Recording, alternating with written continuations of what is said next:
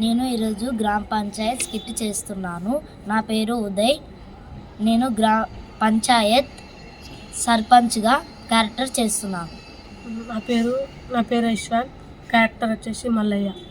నా పేరు మణికంఠ. నేను సూరయ్య క్యారెక్టర్ చేస్తున్నాను. నమస్కారం సర్పంచ్ సార్. సూరయ్య, మల్లయ్య బాగున్నారా? బాగున్నాం సర్పంచ్ సార్. ఈ ఊళ్ళో సమస్యలు ఏమేమి ఉన్నాయి? మన ఊర్లో చెరువులు బావులు అన్నీ ఎండిపోయాయి. ఊళ్ళో నీళ్లు లేక వర్షం పడకుండా ప్రజలందరికీ మన ఊర్లో మనుషులే కాదు పొలాల్లో కూడా నీరు లేక ఎండిపోతున్నాయి. పశువులు జంతువులు అన్నీ చచ్చిపోతున్నాయి నీరు లేక. అవును, నాకు తెలిసింది. మీకు తోచిన సలహాలు చెప్పండి, పరిష్కారం ఆలోచిద్దాం.